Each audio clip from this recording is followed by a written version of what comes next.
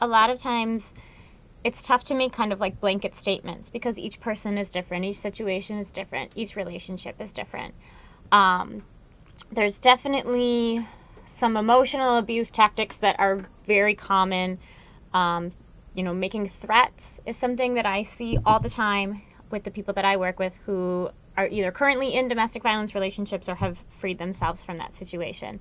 So either threatening to hurt that person, threatening to hurt their children, their friends, their family, possibly threatening to hurt themselves. If you leave me, I will commit suicide. That's pretty common. I've heard that story quite a few times. Threatening physical violence. So maybe this person is never actually physically abusive, but that threat is brought up time and time again. Intimidation is a huge factor in having power and control. So again, you may never actually use a weapon, but to threaten to use a weapon on somebody, even if you never do, is very intimidating. It's very controlling.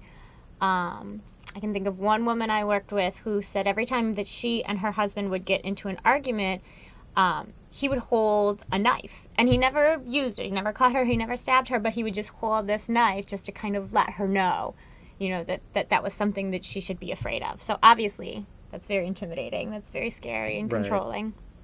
Isolation is a big tactic. Keeping this person away from their friends and family, the people that they love. And that's basically for the abuser to protect him or herself from outside people convincing this person to get out of the relationship. People don't want to see their loved ones being abused, and so if you allow them to talk to that person, there's a good chance that they may convince them. And a lot of times it happens indirectly too. Someone who is being abused may not want people to know. They may be embarrassed. They may be in denial. And so they themselves end up isolating. And so the abuser doesn't even have to worry about putting that into play because it kind of just happens organically. Using children is a really popular tactic where there are children in the relationship. Either threatening to call DCFS if the person does not do what they're told to do or what is expected by their abusive partner. If in the case of once they've split up, threatening to take custody or using the kids to relay abusive messages, things like that. And then you were talking about a pattern. So there's definitely a cycle that we see very commonly that most of the domestic violence survivors that I have worked with can really relate to. So basically this first phase is like tension building. The fight hasn't happened yet, but the person who's in this relationship can feel it coming. So it's just tense. The atmosphere is tense. Maybe there's a lot of arguing going on. There hasn't been a big abusive explosion, which is the next phase yet, but it's coming, and this person knows it. So some of the survivors that I've worked with have described sort of this walking on eggshells feeling during that time, where they know something's coming, they don't want it to come, so they're just on their best behavior, doing everything they can to not upset this person.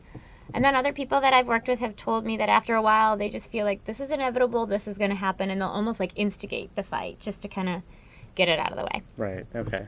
So when that fight happens, that's the second phase, and that's the explosion, and that's when the abuse occurs, whether it be physical, sexual, emotional, verbal, or any combination of those. And then eventually it phases out into what's referred to as the honeymoon phase, because this is when the abuser is suddenly on his or her best behavior. And basically, we feel that the abuser is starting to fear, oh, maybe I went too far, or maybe this person's really going to leave me this time, so I have to do everything I can to regain that power and control because I feel it slipping. So this is apologies, presents, empty promises. I'll do better, I'll go back to church, I'll go to counseling, things like that.